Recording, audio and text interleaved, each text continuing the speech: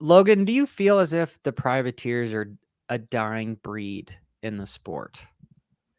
And I can go a little bit more here. I'll give you a little bit more context. My point is, it's so much harder to get your pro license than what it was 10 years ago. 10 years ago, you damn near just had to email AMA and have somebody vouch for you, and you could get your supercross and motocross license. Then it kind of turned into, hey, you got to go through some of the amateur nationals, and then if you made it to Loretta, boom, here it is, or get like 75 pro am points, which is still valid for motocross. That's how I did. Yeah, I got the 75 pro points too, but that's in a calendar year that they don't roll over. But now you've got the combines that kind of help, and the combines are invite only, where you basically have to be on a factory team. In order to kind of get on a factory team, you got to do well in Loretta's, right? So there's another wall there. And then in Supercross, it's all the kind of road to Supercross stuff with these futures races, which again, invite only. Only factory kids are getting invited to it. So in order to get your Supercross license, you already have to somewhat be a factory kid. It's yeah. It seems like it's a bit of a shit show. Let's go back to your original question. I mean, no, I don't think privateers are dying. I think I don't know. I mean, I wasn't around back when you were pro and stuff like that, but no, I think privateers bring a lot to the sport. I mean, obviously, I think Feld will go racing with or without privateers. I mean, that's not how they make their money, but I don't know. I'm here for the privateers. They're all my boys. We're all just like a big family at the race. If anybody needs anything, you know, I don't know. I don't want to see the privateers go. They're all my boys. Okay. All right. Well, that was a very Donald Trump answer to it. Because no, I'm a huge supporter of privateers, because without the privateers, Absolutely. there is no racing. There is no racing, because the factory teams, they're not paying for products or whatever. It's guys like you, me, and coach and their families that are like, okay, we're going to go spend $900 this weekend on Dunlop tires and all gear. You know, we're going to get sponsored and get 40% off kind of a thing. And we're going to spend 40 grand a year to go racing. And my point is I am foreshadowing that, like, especially in Supercross, that 5 years from now, if we continue along the lines of you're only able to get your pro license through the futures, well, the guys that are in the futures are all factory guys. So you can just see the trickling out. Yeah, possibly. Why is that like a invite only thing? I mean, if kids are fast and they want to try to get the points, I think chance to. I mean, especially at the combines. I mean, there's 40 gates. I guess I understand it. At Supercross, there's not as many gates, but I mean, there's maybe 20 guys that show up at a combine. When there's a lot of fast kids out there that should be able to race those.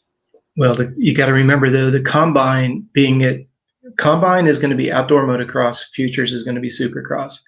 And on the Supercross side of things, because to your point, Logan, there's only 22 gates on there, right?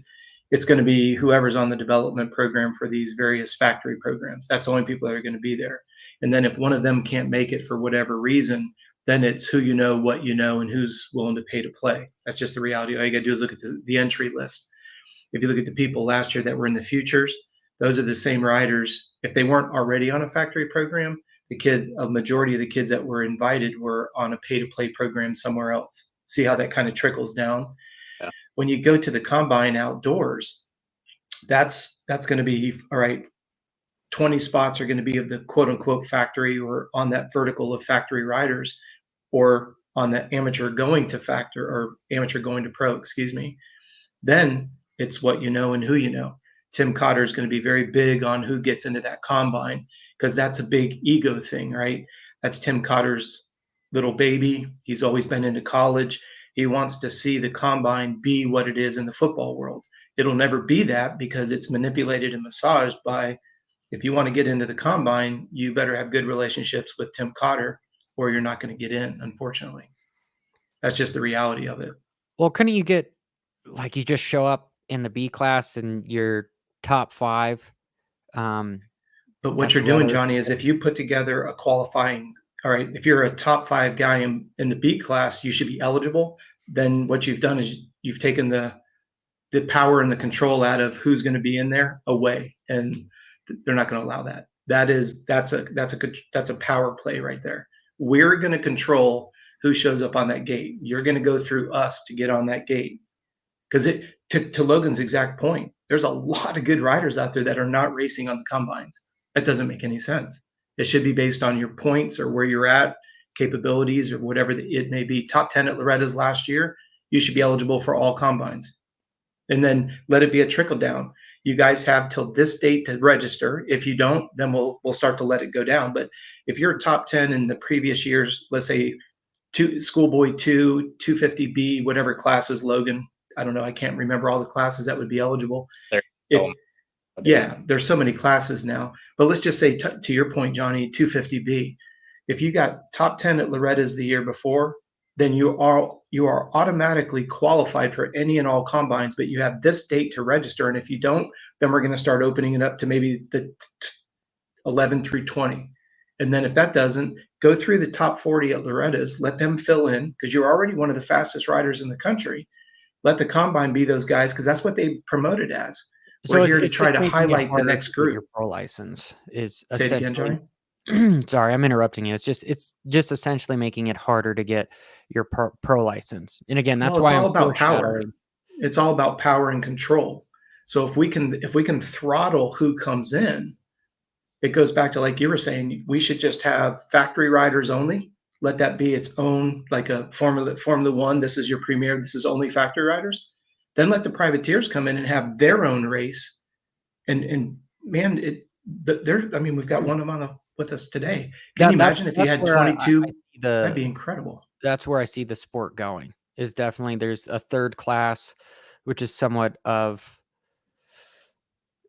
Yeah, that's I want to say sister series, but not a sister series, but something that's built just for the privateers that arguably, I feel like let's take away the purse from the supercross and motocrosses, have that be the factory guys, because they even make their money from the manufacturers, and the sponsors. They don't make money from the purse. The purse is just like, okay, sweet, I'm going to go put it on black this weekend because it's not that much, and just take that whole what is it, $250,000 a week for a supercross, I think, combined between 250s and 450s. And then I think for outdoor motocross, it's something like $150,000 for everyone per race. But just move all that money and give it to a new class that's privateers, where if you've got any sort of a semi involved, you're not eligible to race this. And boom. What would be the bike size, and how would the qualification of that third class go, in your opinion, Johnny?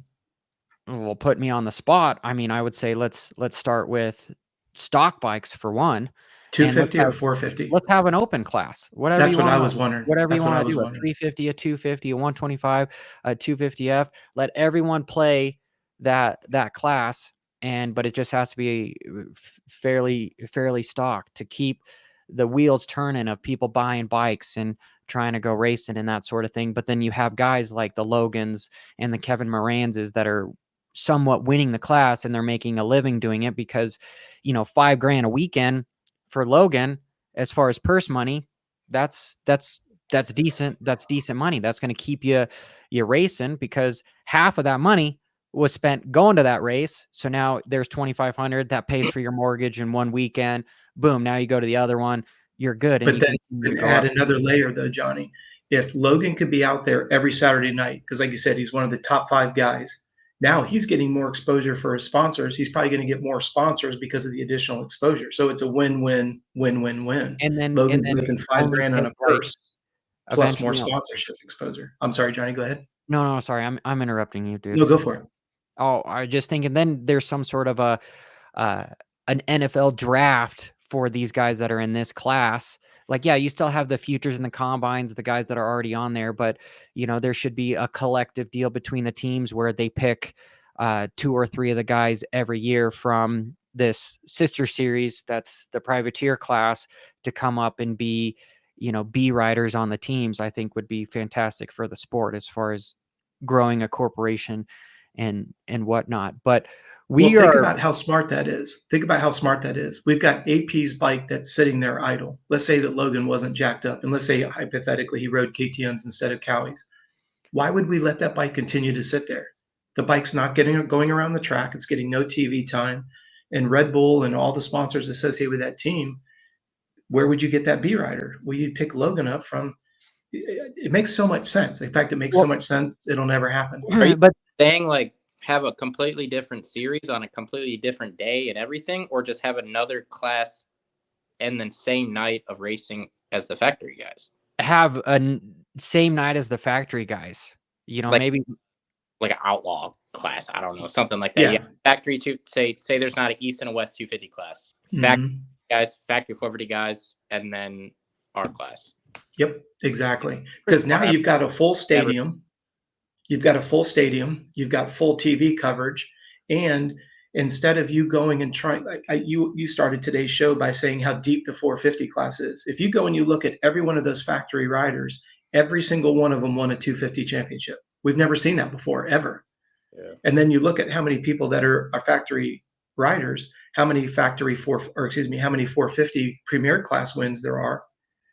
So if you just had nothing but a factory gate of 450s, a factory gate, and I know someone was saying there'd only be 12 bikes. Well, bump it up to where maybe there's 2 or 3, maybe there's 3 bikes per color. It'd be nice if Suzuki got back in the game. We've got Ducati, we've got Triumph coming, right? Or here rather. And then for someone like yourself, it's like, okay, well, now you're stamping, let's just call it class. I like what you said. Let's call it the outlaw class, right? Now, weekend and weekend, your top 3 guy. Well, when that opportunity comes, AP is out. Again, I'm going to go back to assume you're riding KTM and not Cowie. Well, where's KTM going to look? Oh, that Logan guy is killing it. Let's give him a chance. Bring him out, fly him out. Let's get him acclimated to the bike. Unlike, was it Morantz that got that one weekend fill in for Butler Brothers? And he's, it's like riding a pogo stick. It's like riding your aunt's, skateboard. Coach, that's the problem is like if you look at other bigger sports like F1, not saying that you should we should totally emulate that, but Sure. You should take the things that are working correctly and then you can modify and innovate from the other stuff. But they only have 2 riders per team over there. But if you only had a realm of 15 riders on Supercross, it would make for some good racing. There wouldn't be guys getting lapped. Everyone would be somewhat racing. You could have different winners every weekend kind of a thing, and potentially moving all the purse and everything over to another, I want to say, class. Well, now these teams could potentially afford a backup guy that practices on the bike week in and week out, because a lot of privateers, they would rather ride their own bike that they feel comfortable on, because a factory motorcycle, there is so much R&D involved. Yes, it's a better motorcycle, but if you just say, hey, this weekend hop on this bike, you arguably could potentially do worse because it's not set for you. It's set for AC or something. So if you have a guy that is riding week in and week out for the team, one of those guys get hurt, boom, here's your fill-in guy. But then you still have all the privateers that are kind of racing for these fill-in spots to have a contract for a factory team for 2024, 2025 as backup guys. I don't see how that is a bad thing whatsoever. And that's where I would like to see. I'm not talking about unionizing the sport, because whenever you use that word, everyone hates that word. However, it would work better for the privateers. But there is a middle ground there where, as far as development comes, and you can see some of the changing happening with the combined and the futures, but it's opening up a gap that is going to be need to fill, because the privateers aren't just going to go away. No, they're just, and we don't want them to. That's the backbone of our sport. I mean, they're the ones that everybody can relate to. Absolutely, we need those privateers.